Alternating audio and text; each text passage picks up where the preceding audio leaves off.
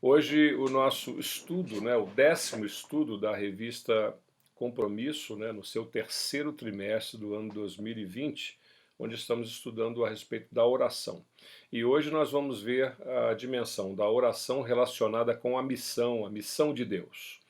O apóstolo Paulo, ele entende que a oração é um instrumento poderoso na constituição, na realização da missão de Deus no mundo.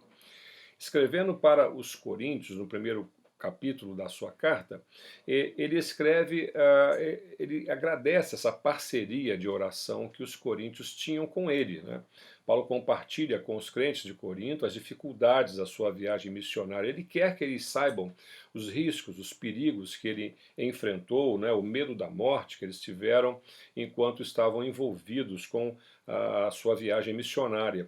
O apóstolo quer que a igreja saiba de tudo isso e participe de tudo isso e ore a respeito disso tudo. E no final do seu relatório missionário, Paulo reafirma a sua confiança na providência de Deus em virtude da oração dos irmãos e das irmãs, né? Então, Paulo acredita piamente, né, firmemente que foram as orações dos irmãos que ajudaram a que a missão fosse muito bem sucedida. Ele diz assim: nele temos colocado a nossa esperança de que continuará a livrar-nos enquanto vocês nos ajudam com as suas orações. 2 Coríntios, capítulo 1, verso 10 e 11. Muito bem, o apóstolo entende que a oração dos irmãos foi decisiva para a superação dos obstáculos e que, do ponto de vista humano, esses obstáculos não poderiam ser jamais superados. Paulo acreditava que, enquanto ele e os seus companheiros estavam naquela jornada missionária, os crentes de Corinto estavam travando uma batalha por meio da oração e que as orações dos irmãos produziram um profundo impacto em tudo o que estava acontecendo.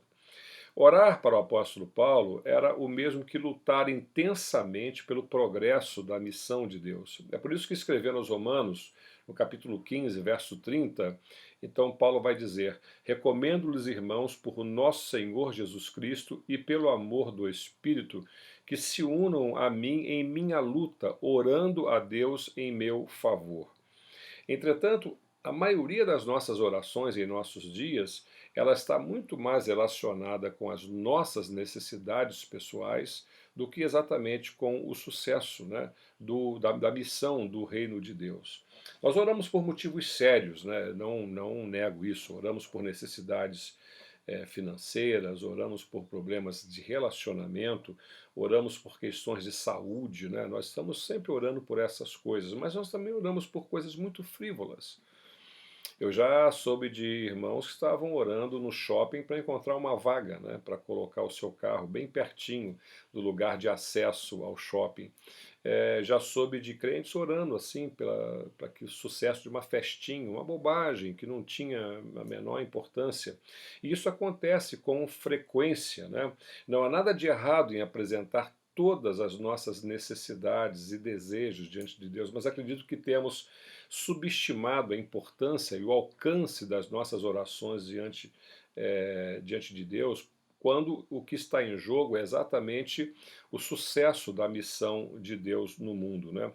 E muito importante orar pela missão, porque quanto mais nós oramos pela missão de Deus, mais estaremos dispostos a nos envolver com ela, né? Paulo, ele fazia assim, ele orava pela igreja, orava pelos irmãos, sempre visando o sucesso do reino. Por exemplo, ele orou pelos crentes de Roma, dizendo: o que Deus conceda perseverança e ânimo, e deles um espírito de unidade, segundo Cristo Jesus, para que, com um só coração e uma só boca, vocês glorifiquem a Deus e o Pai de nosso Senhor e Salvador Jesus Cristo. Romanos capítulo 15, versos 5 e 6. Orando pelos Efésios, Paulo orou dizendo: peço que Deus de nosso Senhor Jesus Cristo, o glorioso Pai, lhes dê espírito de sabedoria e de revelação no pleno conhecimento dele. Oro também para que os olhos do coração de vocês sejam iluminados, a fim de que vocês conheçam a esperança para a qual ele os chamou, as riquezas da gloriosa esperança nele, nos santos, e a incomparável grandeza do seu poder para conosco, os que cremos, conforme a atuação da sua poderosa força. Efésios capítulo 1, 17 e 19.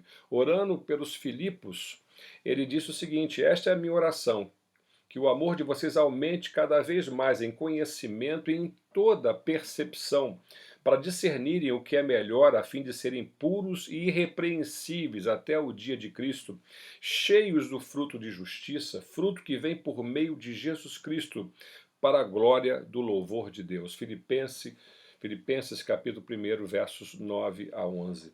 Então é isso, né?